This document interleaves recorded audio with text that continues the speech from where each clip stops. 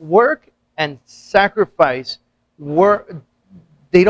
it's not the same thing, right? Work and extreme hustle, not the same thing. No, right? not at all. And not hustle in a negative connotation, but hustle and like, man, I'm waking up this morning and I'm gonna kill the entire day and I'm gonna sacrifice whatever needs to be sacrificed That's how to it is. achieve this goal, which leads me to that one goal is your niche, right? David.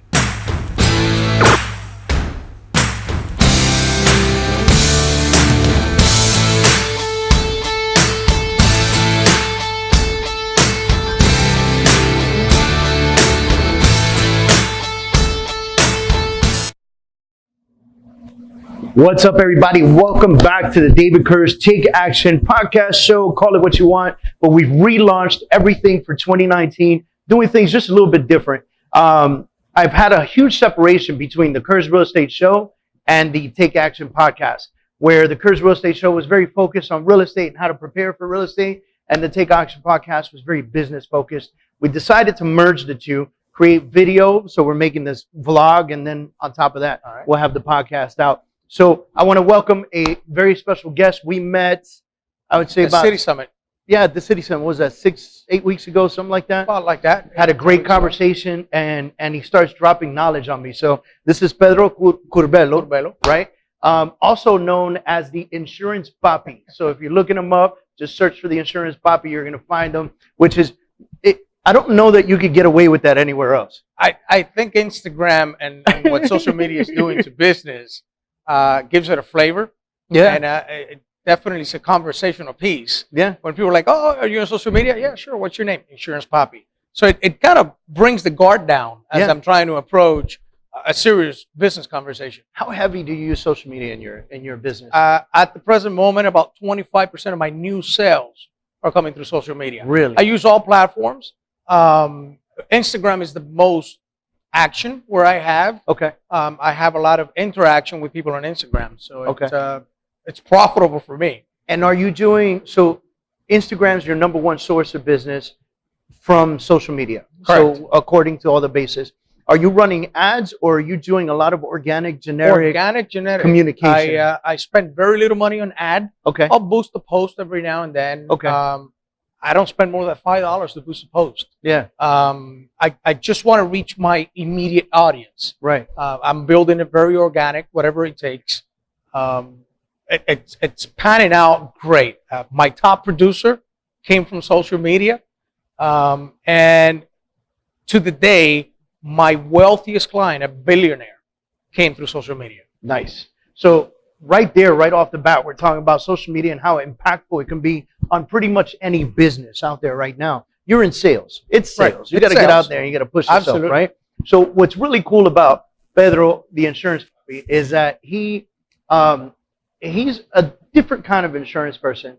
I think when we hear insurance, we immediately go into the idea of car insurance, home insurance, things like that. But you have a very special niche. I'm looking at your lapel pin, which is an airplane, which means that I'm assuming you insure airplanes. I do. Right? I do. So you said something to me earlier. You said if it floats, if it flies, something like that. If it floats, flies, or has an excess of $1 million, I insure it. He insures it. Awesome. Yeah. So now what he's doing is he's going out and he's finding very special niches that require insurance that you really wouldn't find anywhere else. And maybe companies that are having a hard time insuring items. You mentioned the medical supply company, only company in the world that produces this particular piece of equipment. And they were having a hard time insuring it because insurance companies couldn't gather the idea of what it was, how it was transported, where it was moved to. And you go into a company like that, you evaluate their whole situation, and then you help them get insured from manufacturer to delivery. See, my career started about 13 years ago in risk management. Okay. I used to do risk assessments and risk management for corporate America on the fire side of the business. That gave me the opportunity to do consulting approach over 300 classes of business. So I know the business owner's pain. As these business owners are growing, depending on the industry, they have certain risk. Insurance is nothing more than risk. What do I mean by risk? The minute you wake up, there's risk. There's a risk factor of things that might happen. That might happen. What I do is I am able to anticipate through a risk analysis what could happen.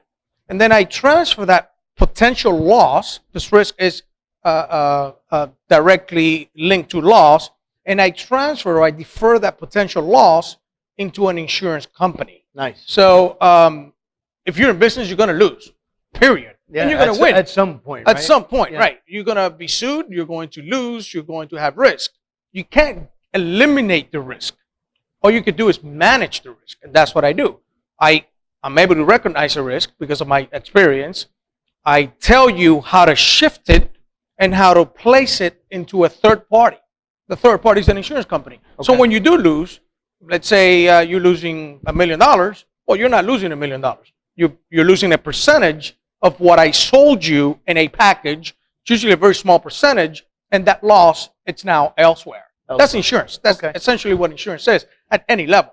So now, how did you get into this niche, right? Because that's kind of the direction I want to go with what we talk about today. Is you developed a very particular niche, right? When it came to insurance, anybody could go there, get their insurance license and start selling homeowners insurance and That's auto the easiest insurance. stuff. It's the easy stuff. It's what everybody has. the low Everybody hanging lives fruit. somewhere, and most people drive, Right. right?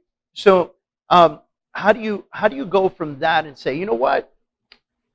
I want to ensure the transportation of this particular equipment from warehouse Right. to point B, right? Like, It comes with my life experience. I grew up very poor.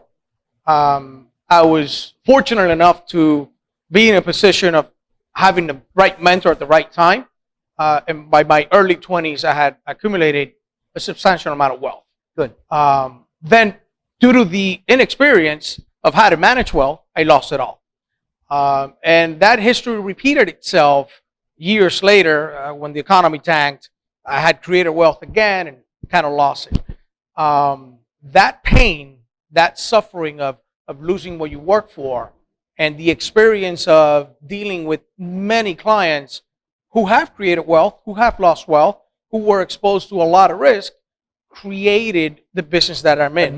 My wife kind of pointed it out, said, we need to be doing this.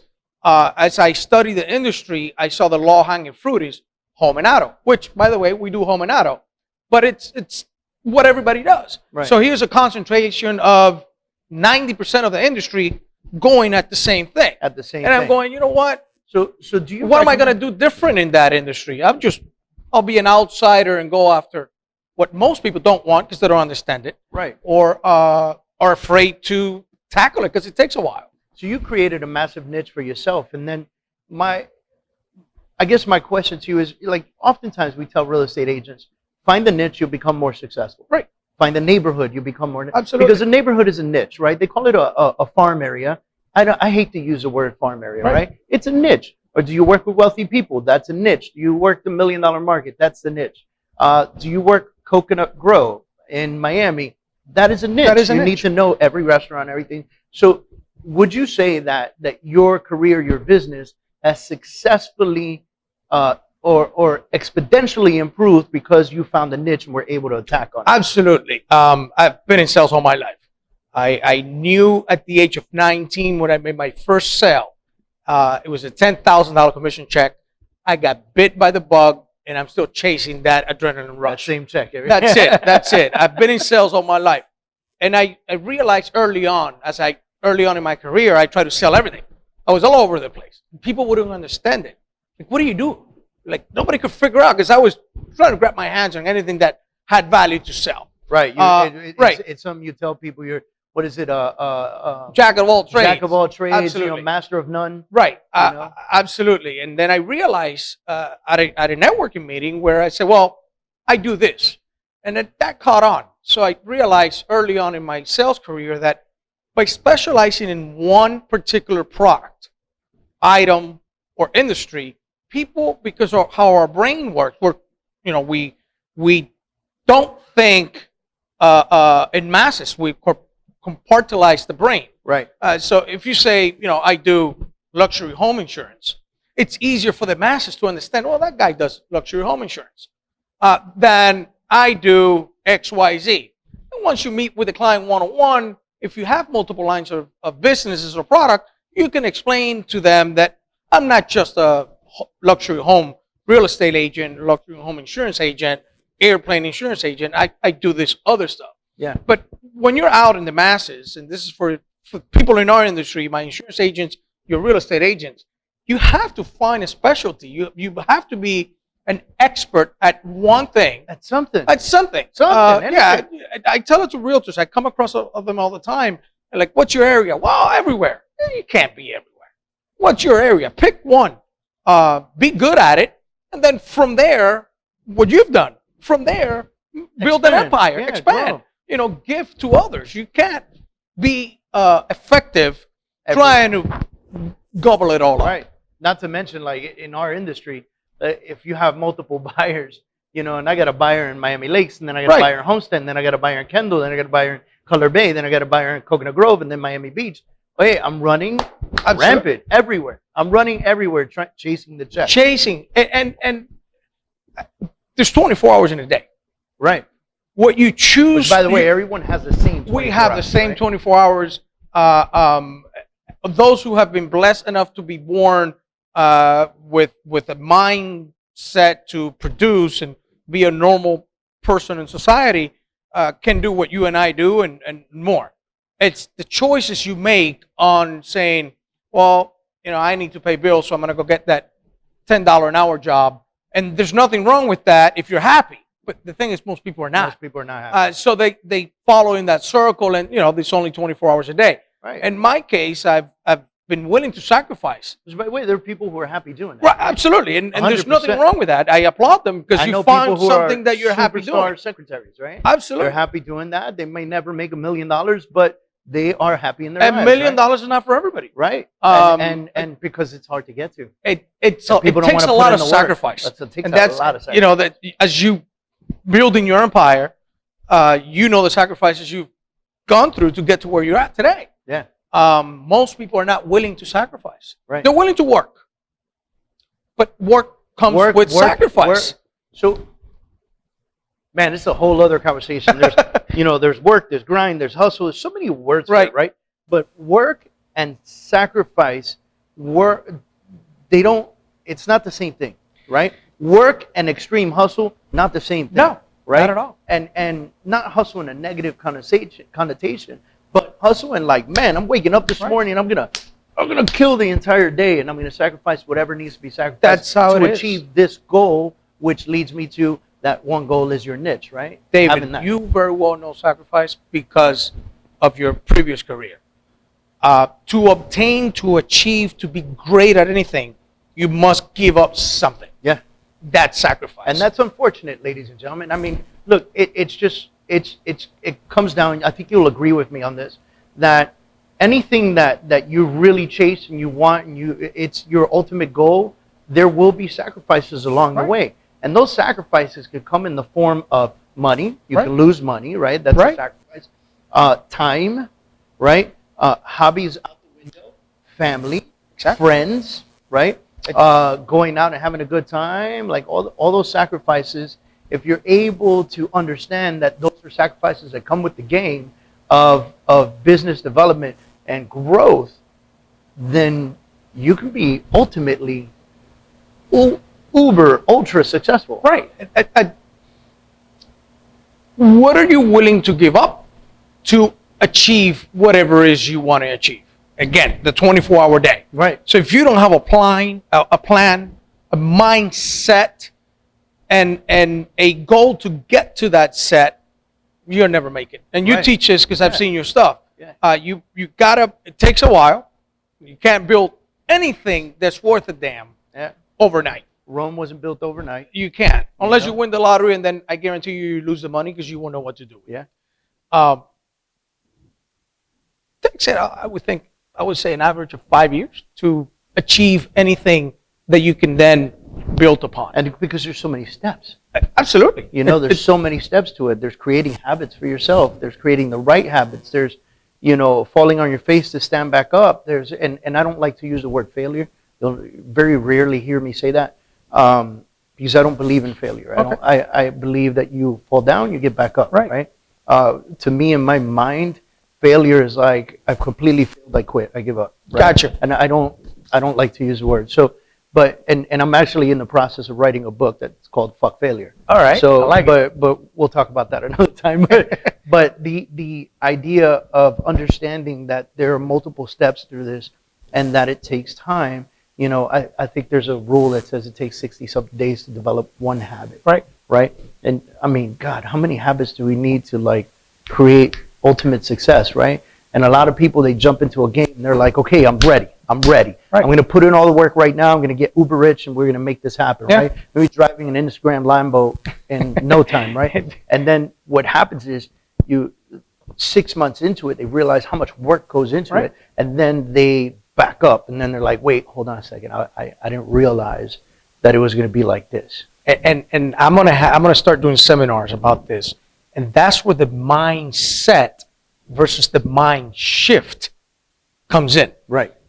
Everybody who wants to be successful, and there's many people that have the drive, Right. that want to be successful. Right. Then years go by and they're not successful. Right. But they have the drive, they have the work ethic. They go out, but there's something like I can't make it. You know, Yeah. something seems to fall apart, and I'm following instructions, and I'm buying the books, and I'm getting the coaching and all that, but it seems to fail. And it's because you don't have the right mind shift. Right. You have the right mindset, which is, I'm going to be like David. Yeah, I'm but going to you go don't- out and do and do and do and Yeah, do but and you do. don't know how to look at something But you, and shift right, out. you don't know And how to look, shift. And When- guys, this is not an easy thing to do, by the way, because when you're in the shit, right? When you're hitting rock bottom, you're in the Right. shit. All of a sudden, these blinders come off on the side of your head. You look like a Central Park horse, Right. Right, and you see nothing else. And it's very hard to shift out of that. It's very hard. That's the to mind see shift. past the That's block. the mind shift. right? By nature, we're designed to run away. Right. And this is dangerous. This is foreign to me. Right. I Mommy said no. Right. Mommy said no. What am I doing here? I could go into a safety zone as we are nurtured through our upbringing, and most people fall back to that. That's where the sacrifice comes in, Right. where you have to shift your mind and go, you know what? I'm going to go. Yeah. And it's going to be my success, or it's going to be an experience that I'm going to learn from. I'm going to stop using the word failure. I was going to use it now. Yeah. So it's an experience that I'm going to learn from if this didn't work out. And you Right. grab that experience, the positive side, and you apply it to the next chapter in your life. That's Awesome, man. how it goes. Dude, it was great having you here, man. Same I really here. appreciate you coming over. Tell everybody how they can find you on social media and stuff. All right. On Instagram, my name is Insurance Papi, and I have these great videos, and I start, hey, hey, hey. LinkedIn, I'm Mr. Curbelo. And on Facebook, I'm Pedro Curbelo. You can find me on social media. My business is Insurance Writers of America. And we insure airplanes, mega yachts, artists, movie stars, concerts, anything that's excess, anything that's luxury, anything that's risk, luxury home insurance.